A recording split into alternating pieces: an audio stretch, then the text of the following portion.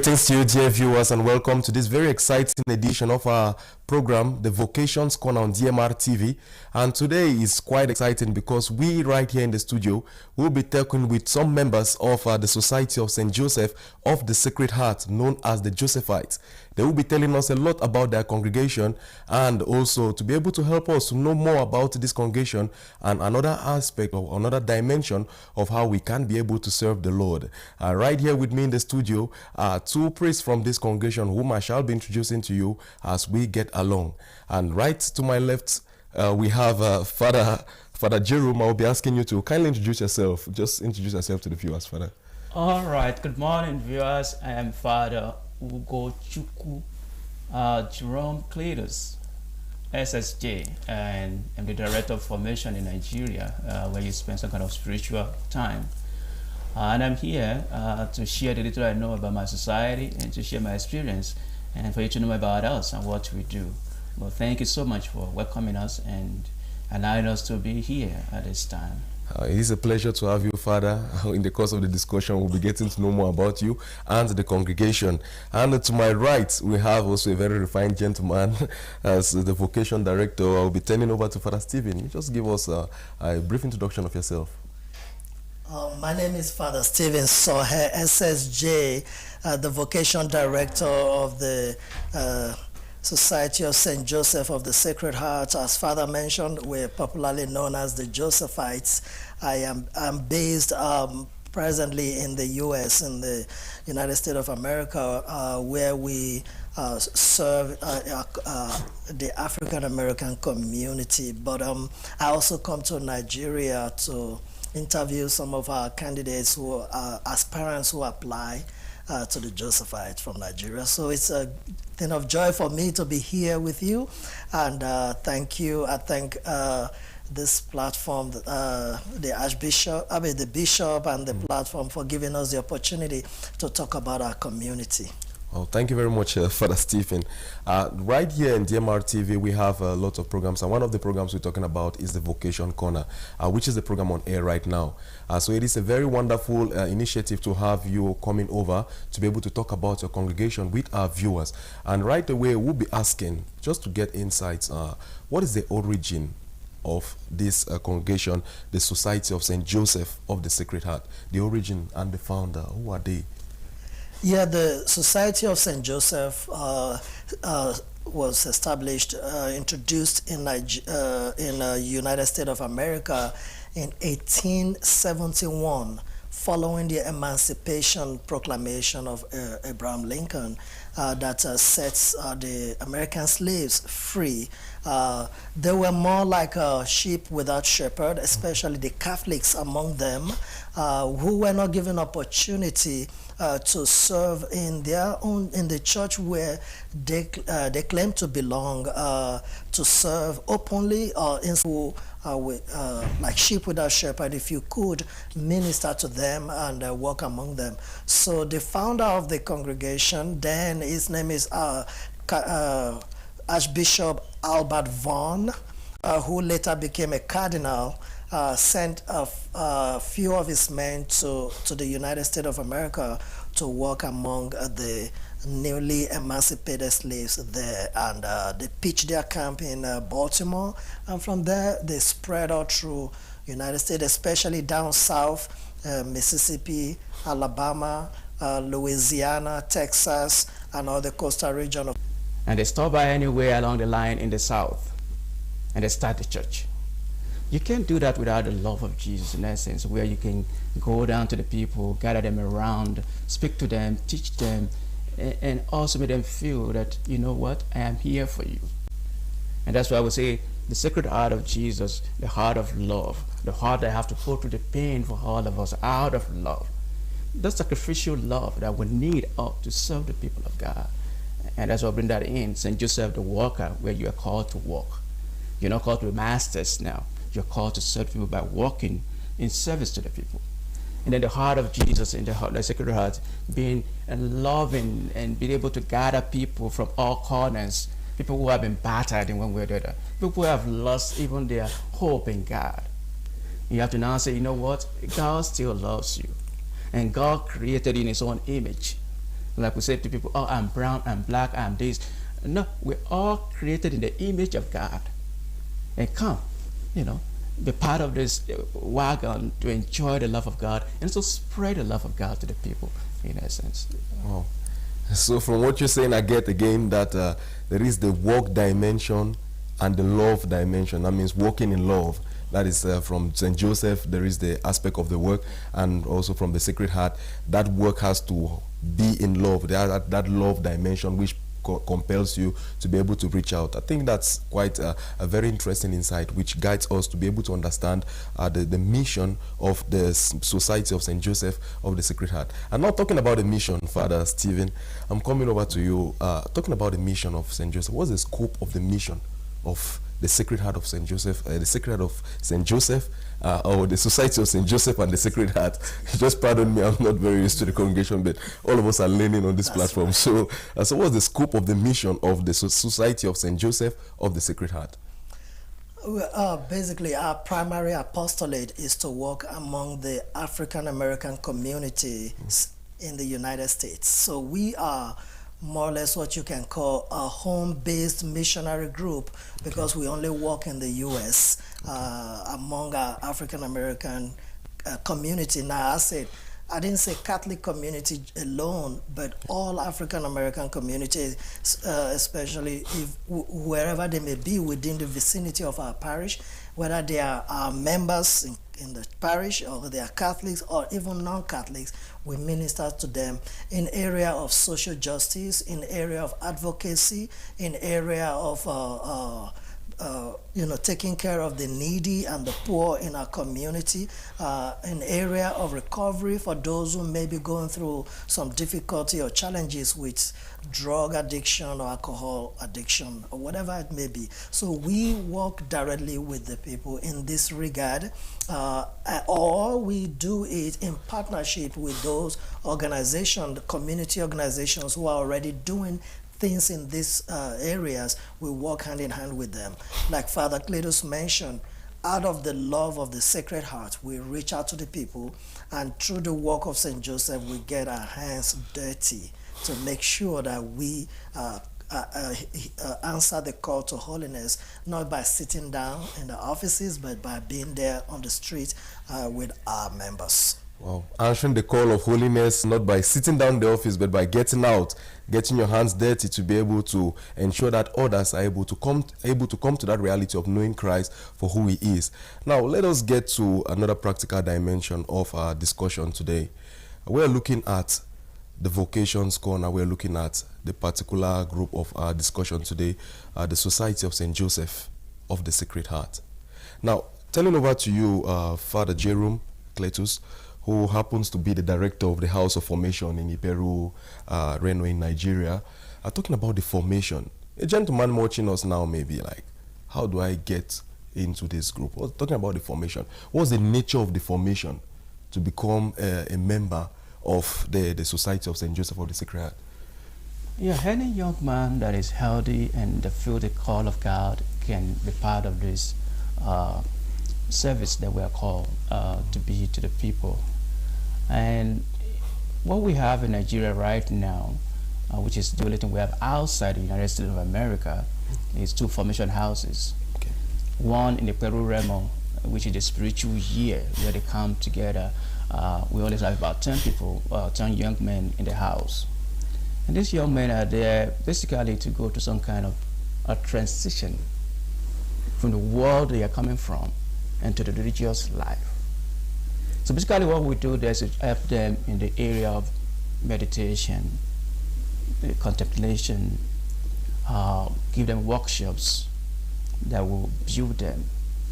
Workshops like sexuality workshop, Enneagram workshop, catechetical workshops, the one we call Delex workshop, that builds them in terms of having some kind of the traits of leadership, helping them to, be able to confront and be able to lead in that sense.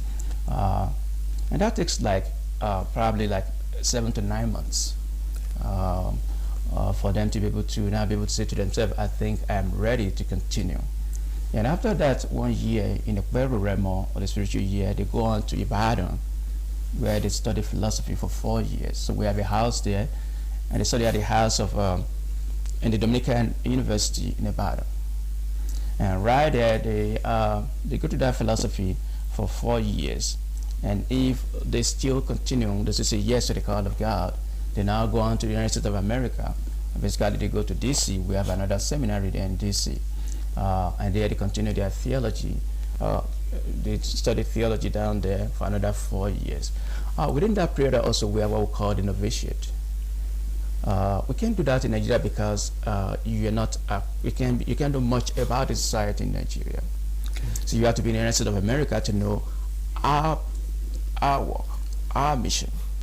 So while in the U.S. you'll be able to go to parishes and stay with the pastors. They show you what we do.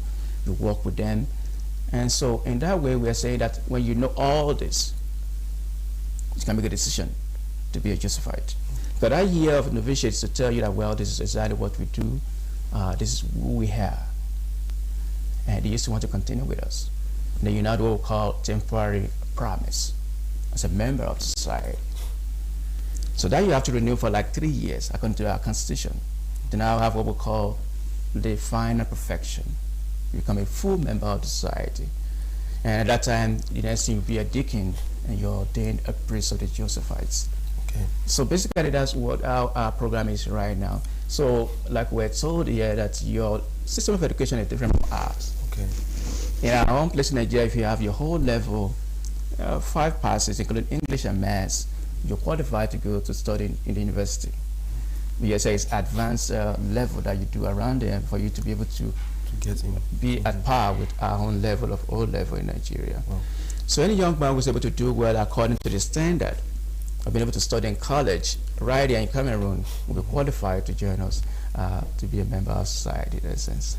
Oh, any young man. Still with you, Father Cletus. Yeah. I just wish to find out, in your congregation, is it everyone who gets in who eventually must reach the level of becoming a priest? Or are they lay people also? Are they like brothers who decide that they get as their member, they become members of the community, but they just choose to enter the level of just being brothers and serving as brothers? Do we have that? Actually, we're known as justified brothers and fathers. Mm-hmm. So we are brothers now in the state, the United States of America, serving the society down there. And we've had a course where somebody came in to be a priest, and at the end of the day, was discerned for him, and eventually became a brother of the society. So we also have partners in this particular what we do. All about the United States of America, we have people who call the what do we call it? The partners. Okay. So people who kind of support us. Okay. Who kind of devote their life into kind of. Some people even volunteer to work with us. We have a guy who works with us with the archive. Mm-hmm. Over the years, he was here in Nigeria. We've been a secretary to the information director at that time before he moved on to the United States of America and just stay in the archive, helping us in various ways.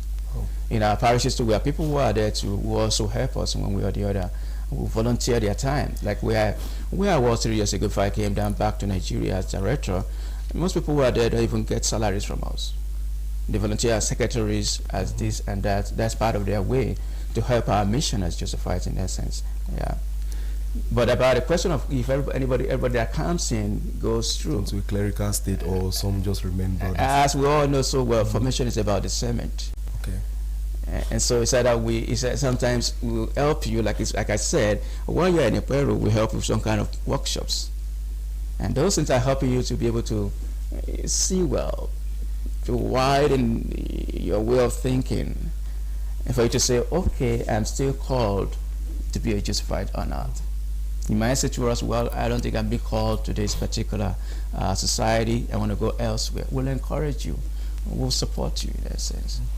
Mm-hmm. So it has to do with God working in you, with you, and with us, and through us to help you in that process of discernment. But we always pray that those that comes in should become a priest. That's our prayers for us, actually. No. Okay, that's quite interesting. When you're talking about the aspect of having external people who support the mission, I was just thinking of the Me Here Society. They have what we call the Friends of the Me Here, there are lay people, a group of lay people who also contribute to their mission, and in their only two way to around the society they're able to assist. So in our understanding, we may be able to get it from that point of view of, let's just call them friends of the Society of St. Joseph, yes. Who are found wherever they find themselves, so to say, or where they're located. And now turning over to you again once more, Father Stephen.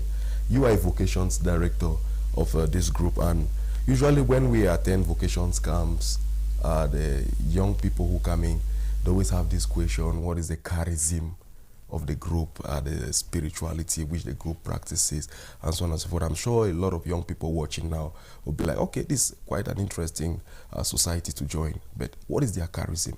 So as the vocation director, maybe just enlighten them on that. Yeah, basically our charism is tied with our apostolate to serve in the African American community, to be available to the people in whatever ways or means we can in the community, in the society. But to be able to do that, we focus on few of our charism, which is more of one is spiritual life, our spiritual life, call to holiness. Because if we don't build ourselves first, we cannot do well serving others whom we have called to serve. Secondly is to build that character of social justice, because it's the social justice is at the center of our ministry, being the voice for the voiceless, being the advocate for those who cannot even represent themselves, and all of those things. So social justice has been core of our own charism, that driving force behind what we do. And of course, brotherhood is a huge part of our own charism, because anywhere a Josephite is a home for any Josephite who is passing around that area, which means you can never be homeless. If you go to a city and you find a Josephite there, they are bound to open their door and welcome you. And of course, we have our prayer life, our community prayer life. We may not be in the same place together at one time. One thing that unites all of us is our community prayer, which we do every day. We have our daily intention, and we have other prayers that other prayers that carry us throughout the day for ourselves. So that is, in a nutshell, our charism. And like I said, it's tied with our own apostolate, and in that too you see our spirituality. Oh, thank you very much, Father. If you're just tuning in, dear viewers, you're on to DMRTV, and the program on air right now is the Vocation Corner, where we're able to learn about various vocations which exist within the Catholic faith, and the level which these vocations operate, their scope, mission, and other aspects related to these vocations.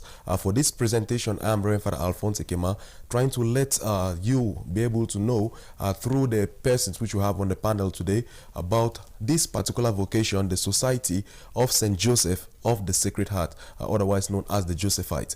And now, at a more personal level, I'll be turning over to you, Father Cletus, at a more personal level. What inspired you personally to be able to join this particular congregation? There might have been others which growing up you would have met. Actually, I joined the society at an old age, I would say, at 29.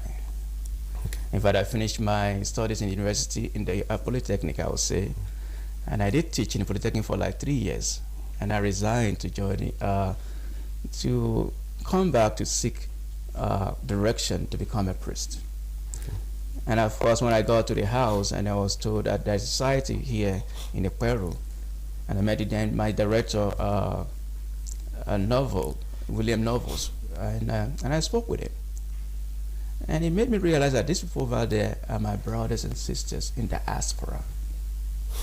So I'm being invited to come and work with my brothers and sisters in the diaspora. So I saw that as, well, I'm going to. Don't move me to go. Wow. Yes. Your story is quite touching. I'll also be tending to give Father the opportunity. Father Stephen, what was your own inspiration to get into this congregation or to this Society of St. Joseph? Well, it has always been my desire to be of service to the community, to humanity generally, and it may interest you viewers to know that vocation to the priesthood was practically not on my radar initially. it just grew from, first of all, from my desire to want to serve. Okay. Like Father Cletus mentioned, I also went to the Polytechnic. I wanted to be an accountant.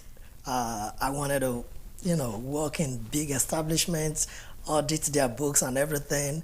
While in school, halfway through, I just had that interest coming back, and I couldn't, shake it off.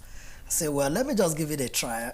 And 20 years later, after that decision, here I am. Speaking with you, I've been ordained 10 years as a Josephite priest, and it's been like, for me, it's been more like what my desire was from that initial stage, from the onset, is just being fulfilled.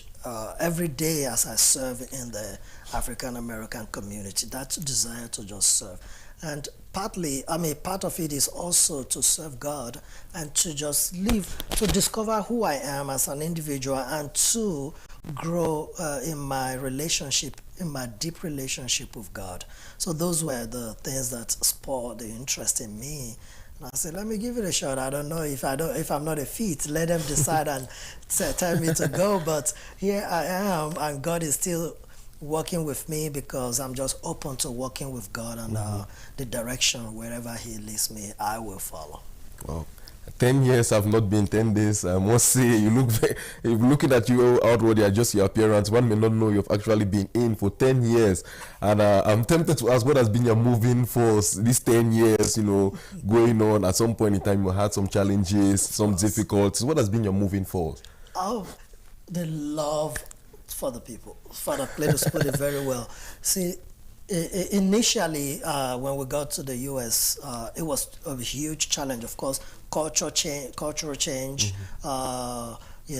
missing families and friends that we already established back home in Nigeria, to make new friends. It was a huge challenge. And then being welcome and accepted by the people you are called to serve was another challenge. But the more they get to know you, the more they get to understand you, the more they appreciate you, and they won't let you go. You become a family, not just a pastor or associate, but a family among the people. And the love they show, the support, the encouragement, and I'm being emotional here. I can't even say it all. Like, it's so real and so beautiful, so good, that they just encourage me personally to keep on keeping on in the midst of other challenges, that we face. And if my Father will permit me, challenges like, racism, big time, challenge of accent. When we Africans speak, we speak with a strong accent, and the people are, hey, I can't hear you, what are you saying? So we have to learn some way of speaking, developing some American accent, or at least speak clearly, slowly, and articulate what we say. So overcoming those challenges was easy, because the people were there to support us. They will teach you if you want to learn. And because I'm a learner, I want to learn, they always encourage me on. Wow. This is able to, at least when people get you speaking now, even myself, I'm like, wow, Father, you're speaking well. Everybody's getting you, and it's quite clear. And so it's possible to be able to get to where you're supposed to get to be able to minister and do the work which you're called to do. Father Cletus, you did mention something which caught my attention. I want to get back to that. You mentioned that you got in at an advanced age. You didn't get in quite early enough. You might have definitely encountered some challenges as well getting in at that level. I would like you to talk about that and how you're able to overcome them. And is there an age restriction for your group for getting into admission into your Society of St. Joseph, so that maybe someone may be out there also looking, am I already too old to get in? Definitely the person from your experiences will learn from the challenges you had, how you're able to overcome them, and also be able to know that at this age I can still get in. Maybe just throw more light on that. Yeah, at that time, I don't know if that's changed now. The vocation director was saying about if you are a graduate, you can come in at any age above 27 and all that. Okay. If you're a graduate, 25 and above, you can come in as Josephites at that time. So that was a blessing to me, in essence. Like, I was a graduate, and when I went there, they said, okay, you can accept him. One thing that I know so well was that I really felt the call of God in me. it took me time to answer the call of God in essence. I was serving in Iperu-Remo as a copper, and I was the president of what we call the National Association of Catholic Coppers in the whole state at that time. And that drew me close to the MSPs that you know, Missionary of St. Paul, yes. because one of them was our chaplain at that time. In a way, I come to the seminary for retreats and other programs. And that drew me closer to see young people like me who were just there, doing what they have to do, to become priests in the future. I became so interested. But I said to myself, how can my people train me in school? And I go back after years and say, Mama, I want to become a priest. So I said, you know what? I can serve God in any way, as a teacher anywhere I am. So initially when I got a job as an instructor in the Polytechnic, like I said, and I was there for like 3 years.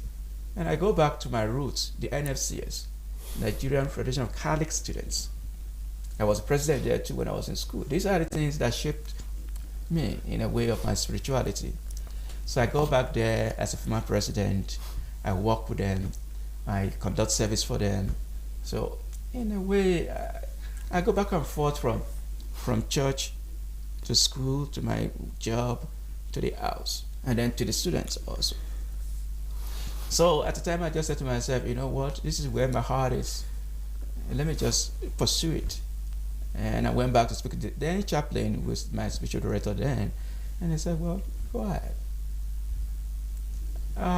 So that strong faith that I'm called by God actually was what helped me to the challenges of being in the seminary. Okay. In our seminary, let me say, in our formation, at that time we worked with the MSPs. We were all together. You're 29. You're together with guys who are 18, 19, 20. And what we preach day in, day out is equality. Even in our seminary in the Missionary of St. Paul in Gwagwalada region where we attended, contemporaries are just like mates. There is no sit down there, go do this. So in a way, it begins from Iperu-Remo, where they said, all of you are equal in this house.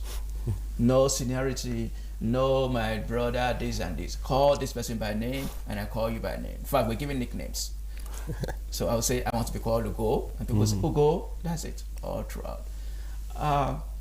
So the challenge of being up there, and somebody down there saying to you, well, I am the class rep, and I need you to do this. Of course, in obedience, I have to do it. That's why I said, my strength comes from the love that I said to myself, I want to be a priest. I want to serve God. Whatever it takes to serve God, all these things are like what I have to go through to actually shape me. Okay. And that's what's my approach all through. So all those things were there in a sense that people will say to you, your mates are earning big money. But when I left the service, my money was increased from 2,000 naira to about 29,000 naira. And my then they said to me, are you stupid to leave this job now and go join the priesthood? And that was there all true. Like I said, it's just that I was focused, saying to myself, I want to be a priest. This is where I think my joy will be. And like Father said, it's been 10 years, 12 years, as old as I am. But anyway, it's been, so a thing of joy, like he was talking about people over there, I have mothers everywhere. I have a mother in Los Angeles, California. I have plenty of mothers all over the place where I've worked, but they will adopt you. And that alone helps us to, say to ourselves, like I said, these are my families. And that's one of the joy, a great job being a priest. You know more just for your family. Your family is all over the world. That alone keeps us going. I'm here in Nigeria, 7. People still send money to me and say, it is your birthday. I'll go to MoneyGram and get some money. So all these things are the things that we enjoy, and that keeps us going in essence. So it is the love to serve God. It is prayer. It is the Father, well, I have this goal. I want to serve God. I want to serve people of God in any way that I can, and find a fulfillment in doing it. Father, I must say, just listening to you, many may be getting inspired and be asking themselves the questions. The question, the Society of St. Joseph of the Sacred Heart, the Josephites. Just looking at the refined priests I see on TV now, they are like, oh, I may want to join this congregation. We've given the various aspects, the nature, the scope, and even from your personal experience, I think many may be inspired to join your congregation. Now, how do they get to you, Father, the vocation director? How do they get to you to be able to get into the congregation or to your Society of St. Joseph? Yeah, thank you for that question, Father. At this stage, we are still in what I call the incubation stage. We have a part of our membership, those who are Caucasian background, African American background, and of course African background. In our community right now, we have people from someone from Ghana, from Uganda, from Congo, from Cameroon, one person, and then majority of those from Africa are actually from Nigeria. See, that's why we have come to this diocese, and graciously His Lordship has welcomed us very well, Bishop Bibi, who. So we are still in the early stage of recruiting from Cameroon at this moment, and so I will say for now, generally our process would be because I, as the vocation director, I'm based in the U.S. Most of the application come through our vocation email, which is vocations with the S at josephite.com. That's VOCATIONS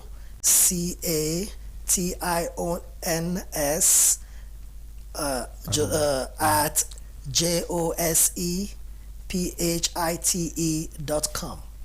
When you send an email, we'll be able to reply to you. Or you can write a hard copy of application and send to our formation house in Iperu-Remo in Ogun State at the moment. But the fastest way is through the email address I just gave to you. And then we will send you our requirement, a list of requirements that you need to accomplish. Then that will give you an idea who we are inviting, who we will invite or not invite into formation in our community. So right now, that is the stage where we are, and we're hoping to build more on it based on the what do you call it, the requirements, the education system here in Cameroon, so we can adopt it and make it more suitable. Wow. Just give the opportunity to Father Cletus to equally talk more. Yeah, just mention that if you can't reach Father Steve or reach any of us, they can reach out to Father Jude. This is the vocations director of Boya Diocese. Yes, who's the bishop has assigned as somebody that we can liaise with in between, learn more from him about what goes on with the educational system here and all that. So you'll be a person to translate what goes on here to us at the end of the day. So if there's any question, it might be good to reach out to him, and the best way to reach out to Father Stephen or myself, and we can continue from there. Wow. It has been a very interesting moment with you here at the Vocations Corner, discussing about your society, that's St. Joseph Society of the Sacred Heart, the Josephites. It has been quite an interesting moment. I'll just give the opportunity for you all now, since as we're wrapping up the program, just give some last words to our viewers. Father Stephen.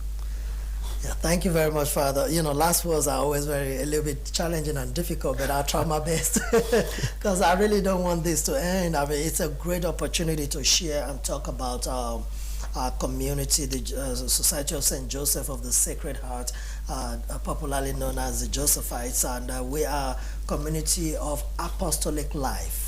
Community of apostolic life. We take promises, not vows, and there's no different technically. It's just the particular canonical language that we use, and we are a community of priests and brothers, and it's always the thing of joy to serve. And it may surprise you that most of the parishes we serve in America are not really well-to-do parish. So it's not about, oh, they are in America, yeah, let's go there.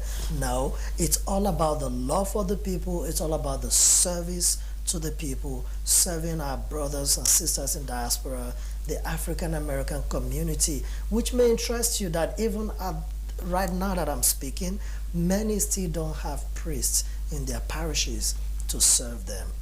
That may be an interesting thing to you, but it's the reality, and that's why we are reaching out right now to guys here, and whoever may be listening to us, even those in Europe, those in America, those in South America, anywhere you may be listening to this, know that you are always welcome to write to our email address if you are outside of Cameroon and Nigeria, and we will reply to you. But if you are within Cameroon, to write to our email address and also to the vocation director here in Boya Diocese, and we will make sure we reach you.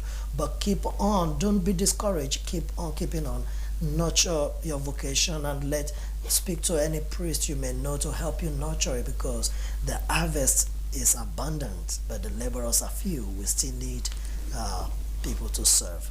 See, the last words are always probably the inspiration that someone needs to be able to get into your congregation or to be able to make the decision. So I also give you the opportunity, Father Cletus, your own last words as far as the program is concerned. I just want to say thank you to the Bishop Bibi, for allowing us to be here this time. It's such an honor and privilege to be able to share this moment with all of you. We're so happy to be here, and we also want to thank our Father here too. He made it so easy for us, actually. So thank you so much for guiding us to this moment. Okay. I want to say to all of you, the journey is it's a journey that God will begin in you, and same God that will complete that journey at the end of the day. It's all about saying yes to the call of God, and like we always say, it's being available. Like I said to my students, I said, we all live by the grace and mercy of God. Nobody is actually worthy to be a priest. Priesthood as a whole is a gift that God shares with us at the end of the day. So I would say to you, if God is calling you in any way, reach out to any spiritual director around you.